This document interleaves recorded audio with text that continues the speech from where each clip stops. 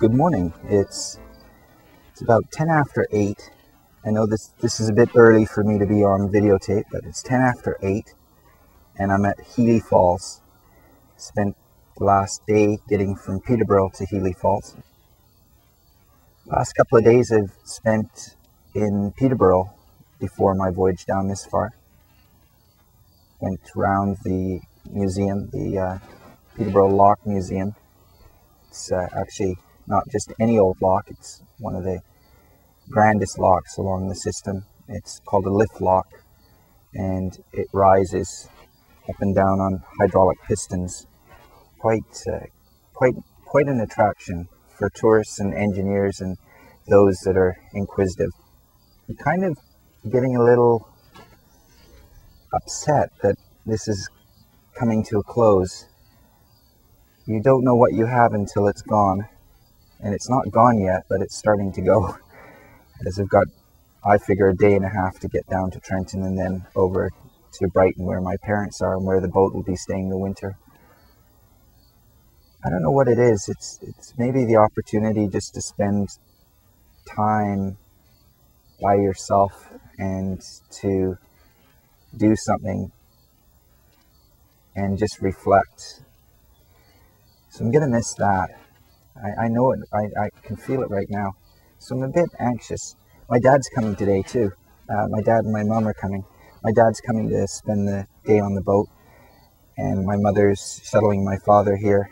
So a day and a half down to Trenton, and then the trip will be all wrapped up. And we'll be out of the system, the Trent Southern Canal system.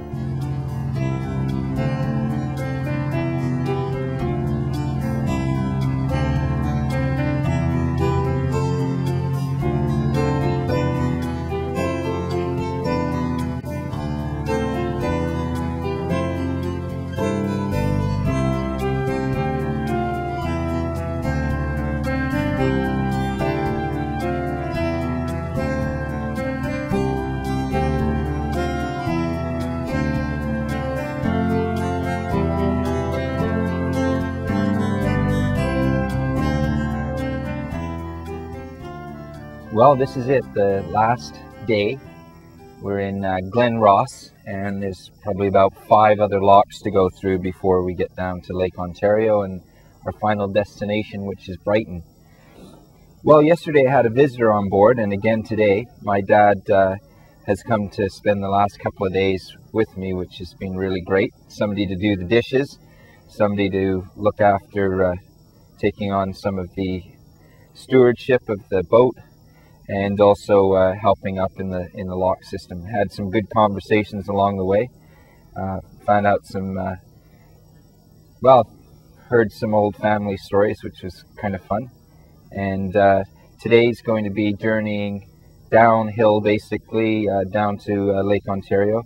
And then my mom will meet me and my dad in Brighton. Yeah, it's the last day. I mean, I can't believe it. Just cross my fingers to hope that everything comes through okay and everything works. So there we go.